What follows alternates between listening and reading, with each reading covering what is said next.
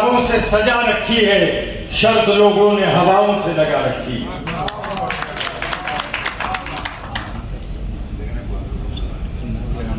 अस्सलाम वालेकुम रहमतुल्लाहि व बरकातहू। मेरे सरप्रस्त, मेरे बुजुर्ग, मेरे भाई, मेरे बहन, इंडिया इस्लामिक कल्चर सेंटर के ऑनरेबल मेंबर्स, मैं सर से जो उन्होंने बहुत सारी बातें जो रखी हैं एज अ जिस्ट, वो मुझे I salute his personality कि वो सच को सच और झूठ को झूठ। बहुत सारे लोग मुझे यहाँ पे नहीं जानते हैं, लेकिन बहुत सारे लोग मुझे जानते भी हैं। जैसे कि मैं अलीगढ़ में पहले अगर आया तो तभी मेरा कोई मकसद, मेरा कीमती वक्त मैंने यहाँ पे दिया। यहाँ पे अरशद भाई बैठे हैं, इन्होंने मुझे यहाँ के सारे डॉक्टर से मिलवाया था, उनसे मीट की थी कैसे हम हेल्थ केयर को डेवलप करें, कैसे इसको ले जाएं। यहाँ शाजिया बहन बैठी हुई हैं, इन्होंने अपने वहाँ जाके एक कैंप लगवाया जहाँ पे वो एरिया में बहुत ज़्यादा कैंसर है, और गाजी तो वहाँ ले गया मुझे, और वहाँ पे हमने बहुत सारे किया कि क्या क्यों कैंसर हो रहा है, कैसे हो रहा है, कैसे लोगों की कीमती जानें बच जाए। और जैसे वो भी एक फाउंडेशन चलाती हैं, तो उन्होंने मुझे भी वहाँ से मरीज़ें भी भेजी कि हम ये करें, कैसे करें। मैं कर्नाटका में एक छोटे से गांव से आता हूँ, वहाँ पे स्कूल नहीं, इंग्लिश मीडियम स्कूल नहीं हुआ करता था। वहाँ पे सर सैयद अहमद खान साहब नहीं पैदा हुए थे, और वहाँ से मेरे माँ बाप चाहते थे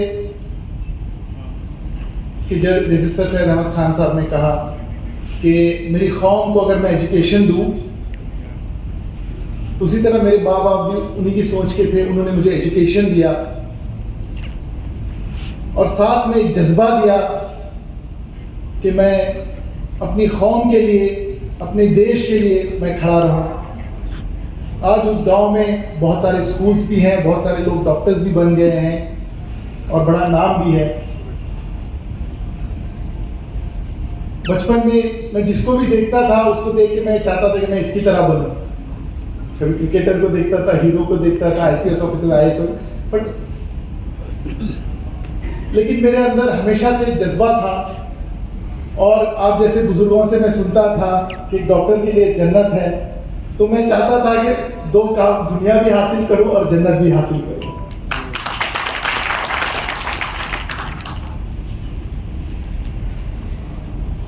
और बचपन से कभी भी किसी को कोई ज़रूरत होती तो मैं अपने वालिद साहब को बोल के, हमेशा से एक आदत थी कि मैं हेल्पिंग नेचर रहूं और कुछ मदद कर पाऊँ।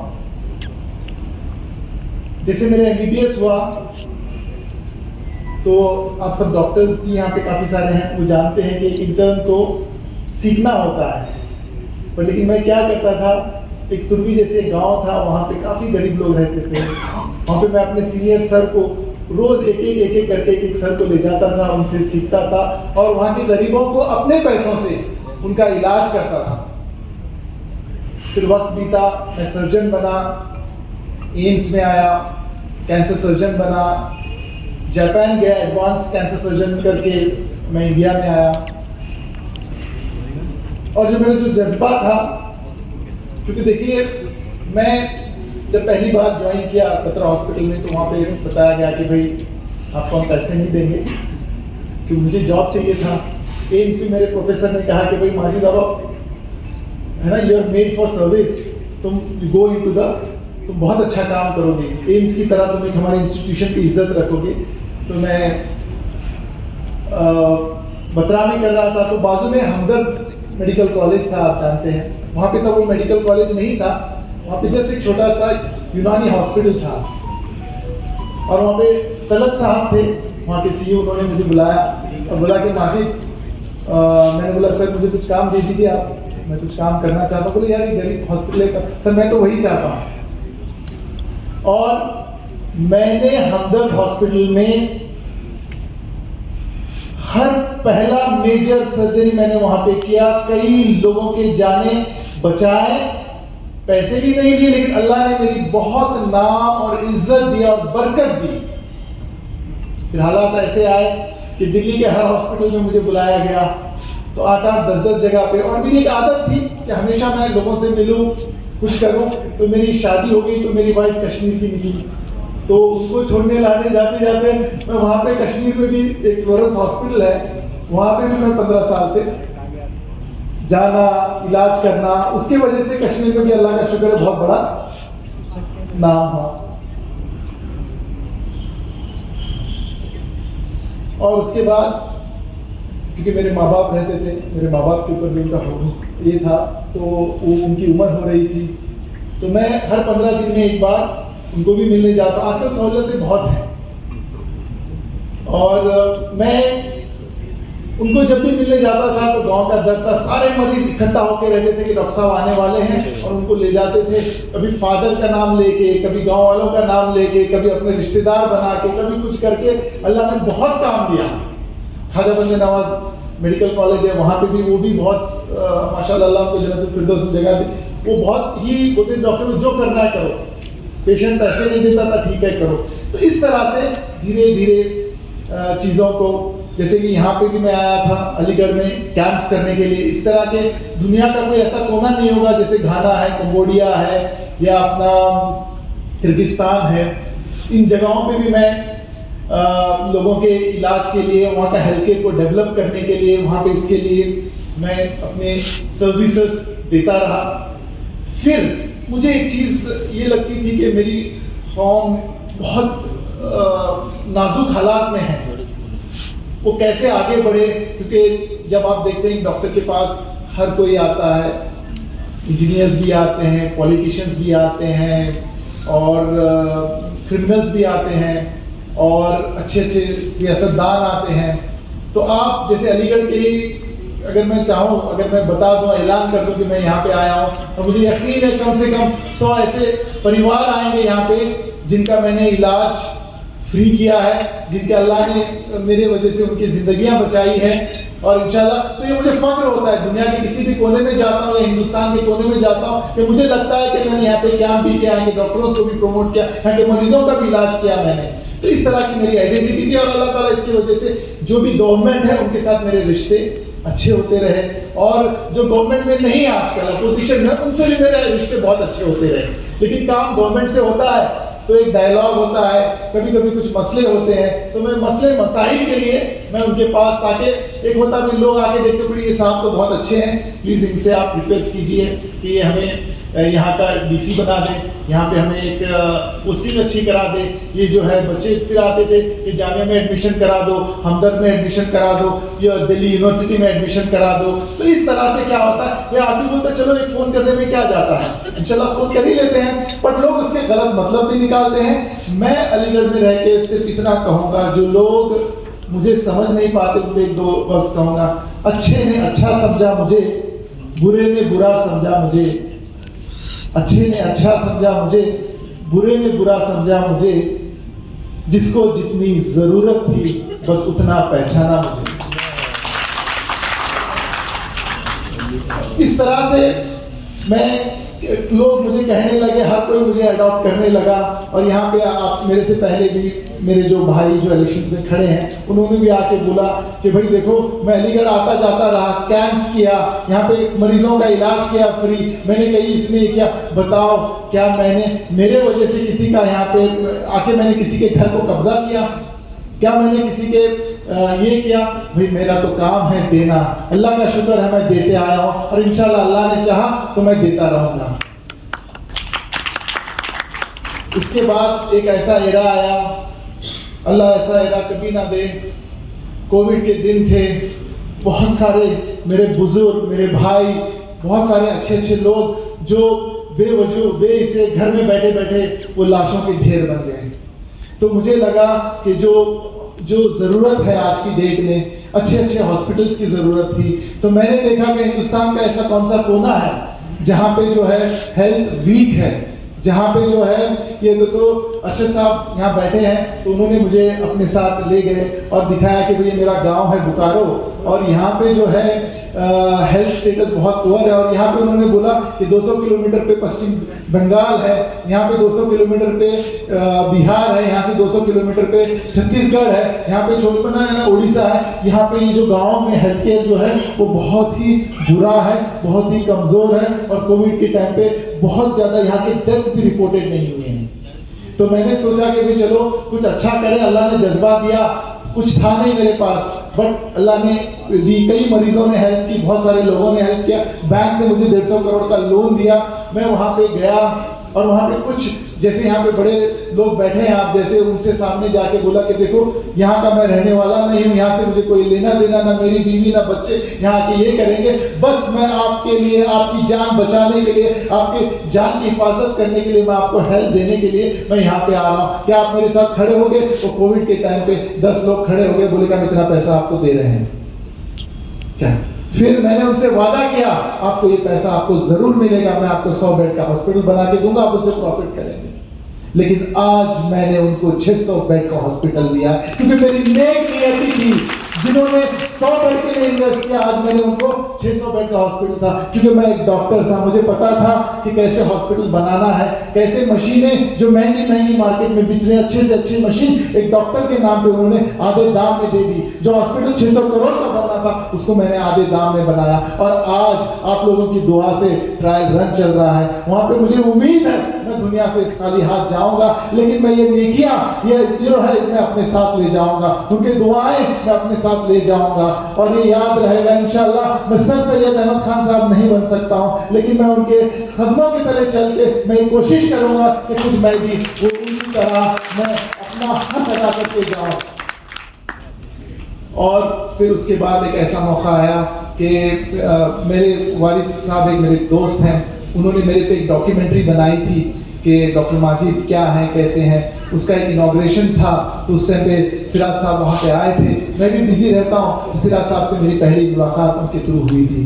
फिर मेरी अच्छी दोस्ती हुई उनके साथ, और उन्होंने, मैं भी चाहता था कि मैं उनकी तरह नरम दिल, नेक इंसान, मैं ये वही सिराज साहब हैं जिनका बैंक बैलेंस आप सब जानते हैं क्या होता है। उनके हैंडसम के लुक, आज भी माशाल्लाह वो बहुत हैंडसम है, लेकिन उनकी जो पर्सनैलिटी थी देने वाली, आप सब जानते हैं, उन्होंने अपना पूरे जिंदगी के 20 साल आप लोगों के लिए, कौम के लिए, कम्युनिटी के लिए अपने बिजनेस को चौपट किया, अपनी जवानी को खत्म किया, सिर्फ इस इंडिया इस्लामिक सेंटर के और आज वो उसके एक ब्यूटी की तरह, जैसे मेरे जैसा एक नाचीज इंसान, वो चाहते तो अपने बेटे को भी बना सकते थे, वो चाहते थे कोई सियासतदान को ला सकते थे, वो चाहते तो किसी को भी लाते थे। पता नहीं अल्लाह ने उनको और उनके साथ कई मेंबरान को क्या उनके दिल में डाला कि डॉक्टर माजिद इस पोस्ट के लिए सही है, शायद वो इस चीज के लिए ठीक कर सकते हैं, मैं नहीं जानता, और मेरे पास भी वक्त नहीं था। लेकिन जब मैंने देखा कि मेरी जिंदगी खिदमत से शुरू होती है, और मुझे इतना बड़ा प्लेटफॉर्म मिलेगा खिदमत का, जहां मैं चंद लोगों के लिए काम कर रहा हूं। आज मुझे कौम की सरपरस्ती, आप लोगों की सरपरस्ती के साथ, आपके गाइडेंस के साथ, और मुझे अगर एक मौका मिलेगा पूरे कौम की खिदमत करने का, एक आवाज बनने का, तो मैंने सोचा कि अल्लाह ताला की तरफ से ये मेरे लिए एक मौका है। करने वाली जात अल्लाह की है, मैं कोई पॉलिटिशियन नहीं हूं, लेकिन अल्लाह आप लोगों के दिल में मेरे लिए मोहब्बत डालेगा और मुझसे खादिम की तरह काम लेगा, और इंशाअल्लाह हो सकता है कि ये काम से शायद मुझे भी जन्नत नसीब हो। मैं उस नियत से और खिदमत की नियत से मैं आपके सामने आया हूं। मैं जानता हूं कि इंडिया इस्लामिक कल्चर सेंटर में जो मेंबरान हैं, माशाअल्लाह, अल्लाह, वो सब आपकी तरह अपने आप में एक इंस्टीट्यूशन है, वो अपने आप में एक, मैं चाहता हूं कि सबसे पहले जो हमारे दिल में, जो हुज़ूर सल्लल्लाहु अलैहि वसल्लम ने कहा था कि अगर आप लोगों में फूट होगी वो कौम बर्बाद होगी, मैं चाहता हूं कि हम दोनों इस तरह से जुड़े रहे, हमारी कौम, उसके अंदर इतनी मोहब्बत रहे कि कोई उनको अलग ना कर सके। और मैं चाहता हूं कि कौम के अंदर अगर किसी को भी तकलीफ हो, किसी को भी कोई परेशानी हो, किसी का भी कोई मसला हो, इंडिया इस्लामिक कल्चर सेंटर के मेंबरान को उसका दर्द महसूस हो। जैसे मेरे हाथ में कांटा चुभता है तो मेरा शरीर सो नहीं पाता है, वैसे अगर हमारे मेंबरान में से, हमारे कम्युनिटी में, हमारे सोसाइटी में, हमारे कंट्री में किसी को भी कोई तकलीफ हो तो हमें वो ऐसा मजबूत जोड़ा हो, हम उनके साथ तन मन धन के साथ हम खड़े रहें, एक दूसरे का सहारा बने। मैं चाहता हूं कि वो इंडिया इस्लामिक कल्चर सेंटर बने। और जो आज हम लोगों में आपस में जो हम लोगों ने क्या किया, ना तेरा ना मेरा करके उन्होंने क्या किया कि पूरे सेंटर को, क्योंकि देखिए हर एक इसके अपने रूल्स होते हैं, बायलॉज होते हैं। अगर कोई परेशानी थी, सिराज साहब से ही परेशानी थी या किसी से थी, तो हमें कोर्ट में नहीं जाना चाहिए था, हमें एजीएम में जाना था। आपको भी पैसे, उसने बोला ऑब्जर्वर ने कि आप भी पैसे लेके केस लड़ो, आपका जमीर गवारा नहीं किया, आपने पैसा नहीं दिया और आपने सेंटर के 2 करोड़ रुपया आपने इस्तेमाल किए। और हम जैसे मेंबर्स को, मेरा जब ये इस तरह के हालात थे, जब इस बार इलेक्शन हुआ तो मैंने बोला खुदा मैं इस तरह इसका मेंबर नहीं रहना चाहता हूँ, लेकिन जब मुझे मौका मिला बोला या अल्लाह मैं इसको सुधार के रहूंगा, ये सेंटर हमारा था, हमारा है और हमारा रहेगा और कौम की सरपरस्ती के लिए रहेगा। मैं इसके लिए मुझे कुछ भी करना पड़े, मेरा वक्त देना पड़े, मैं इसके लिए मैं दूंगा। और जो इंडिया इस्लामिक सेंटर के जो मेंबर्स हैं, मैं उनके लिए मैं जानता हूँ कि 1.5 साल से हमारे लिए बहुत सारी परेशानियां वहाँ पे हैं। मैं चाहूँगा कि मेरे मेंबर्स के लिए उनकी जो वो अपने आप में एक इंस्टीट्यूशन है, वो पर्ल्स है, मैं उनके लिए चाहूँगा कि वो मेंबर्स जो 2000-4000 से लोगों ने बदमाशी की या जो भी किया हो, क्योंकि बायलॉज में कहीं नहीं लिखा है कि पैसा नहीं जमा करेगा तो वोटिंग हक नहीं छीना जाता। अब बताइए हिंदुस्तान में इतने इलेक्शंस होते हैं, क्या कोई उसमें वैसा होता है कि मैं पैसे दूँ मुझे वोट छीनने का हक दिया जाएगा? आज हम पे हमारे साथ हम लोगों को दरकिनारा किया गया है, हमारी कौम को, क्योंकि हम क्या है, देखिए भाई मैं कहूँगा कि हम सब हिंदुस्तानी हैं, हम इंडियन हैं। हुज़ूर सल्लल्लाहु अलैहि वसल्लम ने भी कहा था कि जिस मुल्क में रहते हो उस मुल्क के आप हो और उसके साथ आपको चलना है। तो एक बात बताइए, मेरी क्या गलती है कि मुझे दरकिनारा किया जाता है? क्या गलती है मेरी कौम की कि उनको साइडलाइन किया जाता है? क्या गलती है मेरे अपनों की, उनके लिए उनके हक, हुकूक, उनके आइडेंटिटी, उनके सिक्योरिटी, उनकी इक्वालिटी में क्यों ये बात आ रही है? तो मैं जब जाके किसी से डायलॉग करना चाहता हूँ, मैं जाके मैं बात रखना चाहता हूँ कि देखिए मैं भी हिंदुस्तानी हूँ, आप भी हिंदुस्तानी हो, आपका भी उतना ही हक है जितना मेरा हक है, फिर मेरे साथ ये क्यों ये किया जा रहा है, मेरे साथ ये मुझे थर्ड ग्रेड सिटीजन की तरह क्यों? इस हक के लिए मैं चाहता हूँ कि इंडिया इस्लामिक कल्चर सेंटर से आवाज मिले। मैं चाहता हूँ कि जो भी सरकार थी, है या रहेगी, उसके साथ मैं डायलॉग करूँ, मैं कोई भीख ना मांगू, बल्कि मैं उनके साथ चाहूँगा कि मेरे साथ भी इंसाफ हो और उसके लिए हम उनके साथ हथियार नहीं उठाएंगे, बल्कि हम उनसे बातचीत करके अपना हक एक डायलॉग से, एक ब्रिज की तरह हम चाहता हूँ कि इंडिया इस्लामिक कल्चर सेंटर के जो ऑब्जेक्टिव्स हैं, जो मेंबरान हैं, उनकी जो परेशानियां हैं, जैसे कि सबसे बड़ी बात, अब जो देखिए इसमें से अभी मेरे भाई ने कहा इनमें से कई लोग अभी नए मेंबरान भी बन सकते हैं, तो उसमें ट्रांसपेरेंसी हो, वो फेयर हो, जो हमारे मेंबर्स वहाँ पे जाए उनके लिए रेस्टोरेंट अच्छा हो, उनके लिए नमाज को पढ़ने के और उसको वसील किया जाए, जो रिनोवेशन की ज़रूरत है हम उसको करें। सेंटर को हम लोग चाहते हैं कि वो ही हैज़ गॉट, जो विस्तार करना है उसको तोड़ेंगे नहीं, जो है उसको अच्छी तरह से, जो जहाँ पे जो प्रॉब्लम्स उसको सॉर्ट आउट करें, रिनोवेट करें और उसको हम लोग विस्तार करें। और जो मेंबर्स के जो बहुत ज़्यादा टाइम मैं ले रहा हूँ, मन तो नहीं चाहता